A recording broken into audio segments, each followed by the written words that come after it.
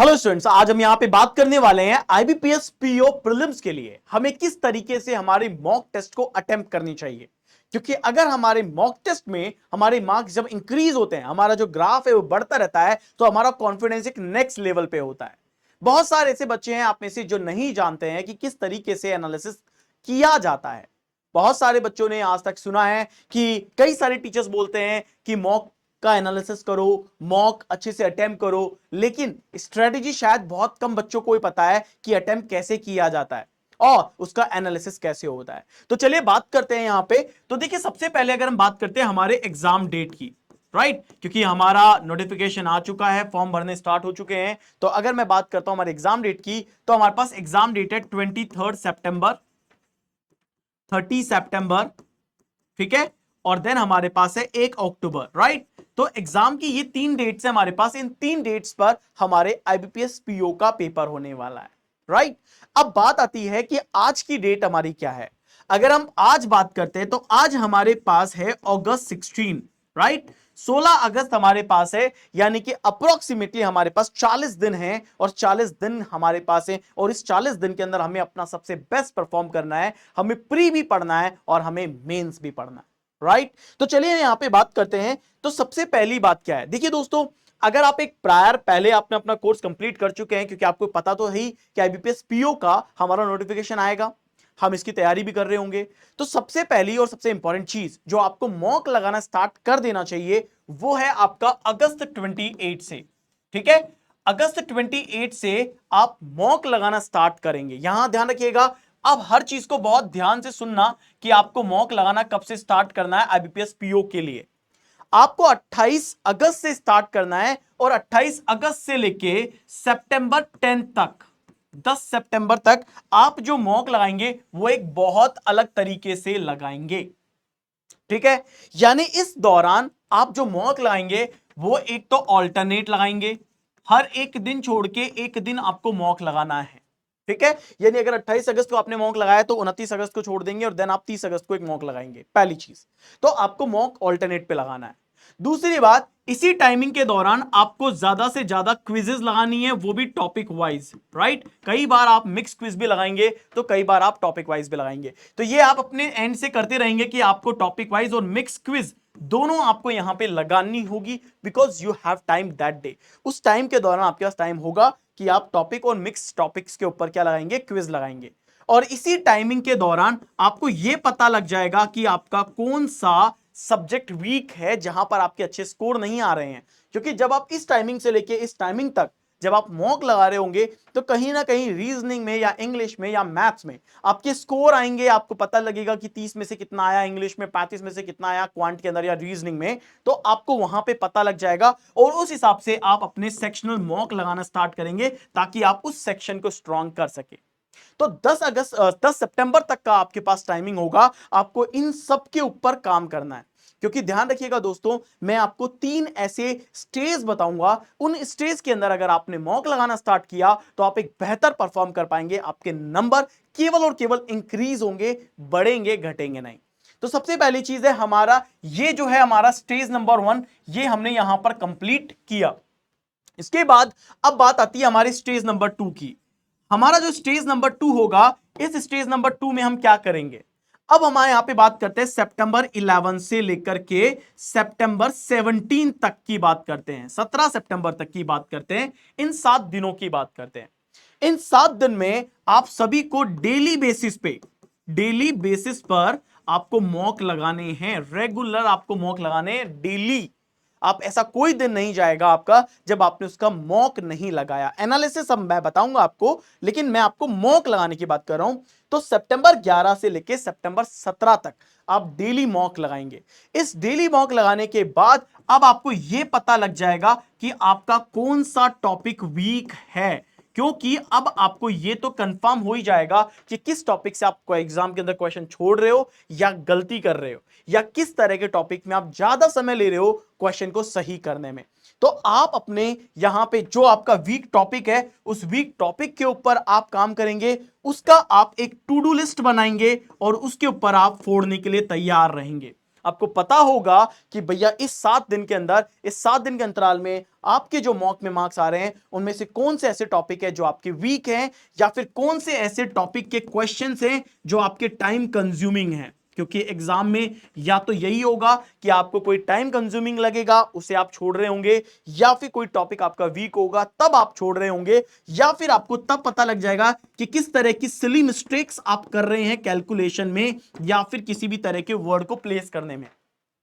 तो ये 7 दिन ऐसे होंगे जब आप इन चीजों के ऊपर काम करेंगे। तो इसके लिए आपको अपना टू डू लिस्ट बनाना पड़ेगा उस टाइमिंग के दौरान, ताकि आप इस टू डू लिस्ट के ऊपर काम कर सकें। कौन सा टॉपिक वीक है, कौन से टाइम कंज्यूमिंग है, कौन सा सिली मिस्टेक आप कर रहे हैं, किस किस तरह की छोटी छोटी गलतियां आप कर रहे हैं, उन सबको कवर करने का आपका ये टाइम जोन रहेगा, जो कि आपका स्टेज नंबर 2 रहेगा। इसके बाद जब आप आएंगे अपने नेक्स्ट स्टेज में, यानी स्टेज नंबर 3 पे, तो स्टेज नंबर 3 आपकी स्टार्ट होती है सितंबर 18 से स्टार्ट होगी और ये सितंबर 22 तक जाएगी। यानी कि इसे बोलते हैं बूस्टर सीरीज या बूस्टर स्टेज। ध्यान रखिएगा, ये जो है ये आपके लिए एक तरह से बूस्टर का काम करेगी। बूस्टर का मतलब समझ रहे हो क्या है? ये बूस्टर का काम इसलिए करेगी क्योंकि इस टाइमिंग के दौरान अब तक आपके मार्क्स कम आ रहे हैं, आपने इंप्रूवमेंट करना स्टार्ट किया, अभी भी थोड़े कम आ रहे हैं, आपने इंप्रूवमेंट करना स्टार्ट किया, लेकिन इस इंप्रूवमेंट का सीधा रिजल्ट अब आपको बूस्टर सीरीज पे मिलेगा, आपके स्टेज 3 पर मिलेगा। अगर आप इस स्टेज 3 के अंदर अब आपकी पुरानी गलतियों को कंप्लीट कर चुके हैं, ओवरकम कर चुके हैं, तो आपके यहां पे जो मार्क्स हैं पहले ऐसे थे, फिर ऐसे होंगे, फिर ऐसे होंगे, फिर ऐसे होंगे, फिर ऐसे होंगे, और इस तरीके से आपके नंबर्स का जो ग्राफ है वो बच्चों ग्राफ इस तरीके से बढ़ेगा, इस तरीके से ये इंक्रीज होगा। और इस टाइमिंग के दौरान आपको अपनी रियल कैपेबिलिटी पता लगेगी और यहीं पर आप डिसाइड कर देंगे कि एग्जाम में आप क्या करने वाले हैं, एग्जाम में आपका क्या स्कोर आएगा। ये टाइम ड्यूरेशन आपको बता देगा, ये स्टेज 3 आपको बता देगा आप कितने मार्क्स लेके आने वाले हैं। राइट? इसके बाद अगर बात आती है कि सर एनालिसिस कैसे करें, मॉक एनालिसिस, ध्यान रखिएगा, अब सबसे बड़ी बात यह आती है कि मॉक का एनालिसिस कैसे किया जाए। तो देखिए, मॉक का एनालिसिस हमेशा 3 स्टेज में होता है। आपकी तैयारी मैंने आपको बताई कि मॉक आप अटेम्प्ट करेंगे 3 स्टेज में, आप एनालिसिस भी 3 स्टेज में करेंगे। तो इसका जो सबसे पहला स्टेज होता है स्टेज नंबर 1। स्टेज नंबर 1 में जैसे कि सपोज करो मैं हूं, मैंने आईबीपीएस पीओ प्री का मॉक लगाया, राइट? मैंने मॉक नंबर 1 लगाया। जब मैंने मॉक नंबर 1 लगाया तो मॉक नंबर 1 में डेफिनेटली मैंने कुछ क्वेश्चन तो गलत अटेम्प्ट किए होंगे, रॉन्ग अटेम्प्ट किए होंगे। जो मैंने गलत अटेम्प्ट किए होंगे उन सब में मैं सबसे पहले क्या करूंगा, मैं ये देखूंगा कि मैंने अगर गलत अटेम्प्ट किया हुआ है तो मैं इसे कैसे सही कर सकता हूं। गलत अटेम्प्ट करने के क्या क्या रीजन हो सकते हैं? रॉन्ग अटेम्प्ट करने के रीजन मेरी कैलकुलेशन हो सकती है, ठीक है, मैंने रंग किया, या फिर ये हो सकता है कोई सिली मिस्टेक मैंने कर दी हो, ये मेरा एक रीजन हो सकता है कि रॉन्ग अटेम्प्ट मैंने कर दिया, राइट? या फिर कोई भी, मतलब मैं कह सकता हूं कि टाइम मेरा मैनेजमेंट नहीं हो पा रहा है, मैं थोड़ा सा एंजाइटी फील कर रहा हूं, घबरा गया हूं और थोड़ा सा जल्दीबाजी मैंने कर दी हो, तो थोड़ी सी जल्दीबाजी के चक्कर में मैंने यहां पे कुछ गलती कर दिया हो, ये रीजन हो सकता है। या फिर हो सकता है कि रॉन्ग इसलिए कर दिया है कि ये टॉपिक मेरा वीक था लेकिन मैंने तुक्के मार दिए हूं, दिस इज द रीजन। तो मैं अपने रॉन्ग जो भी मैं कर रहा हूं सबसे पहले उन्हें सॉल्व करूंगा। आप पहले उन्हें सॉल्व करेंगे, उन्हें सॉल्व करेंगे तो ये देखेंगे क्या ये टफ था या ये फिर कुछ अलग था, क्या क्या अलग था वो चीज आप यहां पे चेक करेंगे। इसके बाद आप आएंगे अपने स्किपेबल पे। जो आपने स्किपेबल क्वेश्चन है जो आपने स्किप किए हैं वो क्यों स्किप किए हैं? भाई ऐसा हो सकता है कि क्वेश्चन लेंथी रहा हो, राइट? क्वेश्चन अगर लेंथी रहा होगा तो आपने स्किप किया होगा, या क्वेश्चन थोड़ा सा टफ आ गया होगा तो आपने स्किप किया होगा, राइट? ये क्वेश्चन हो सकता है ना कि भाई कई बार क्वेश्चन टफ आते हैं, या हो सकता है कि आप वेल प्रिपेयर नहीं हो किसी भी टॉपिक के लिए। तो जब आप उस टॉपिक के लिए वेल प्रिपेयर नहीं हो या उस टॉपिक की आपको डीप नॉलेज नहीं होगी तो आपने उसे स्किप किया होगा। तो जब मैं अपना आईबीपीएस पीओ प्री का पहला मॉक लगा रहा हूं तो सबसे पहले मैंने अपना कर लिया, मेरे मान के चलो 100 में से मार्क्स आ गए, सपोज करिए मैंने ले लिए 65 मेरे नंबर आए, राइट? यानी कि 65 तो मेरे नंबर आए हैं, 25 में 35 क्वेश्चन ऐसे हैं जो मैंने स्किप किए हैं या छोड़ दिए हैं या रॉन्ग किए हैं, व्हाटएवर, सारे की सब इसमें आ गए मेरे। तो 35 क्वेश्चन में पहले मैं ये चेक करूंगा कि 35 में से गलत कितने थे, 35 में से स्किप कितने हैं, और उसके बाद फिर मैं ये चेक करूंगा कि मेरे 65 क्वेश्चन यानी करेक्ट क्वेश्चन में ध्यान रखना सबसे इंपॉर्टेंट चीज जो होती है वो होता है आपका टाइम स्पेंट, आपने कितना टाइम उस पर लगाया, ठीक है, ये ध्यान रखिएगा। तो जो आपने स्किप किए वो लेंथी होने की वजह से किए, टफ होने की वजह से किए या फिर आपका वो वेल प्रिपेयर टॉपिक नहीं है इसकी वजह से आपने स्किप किया।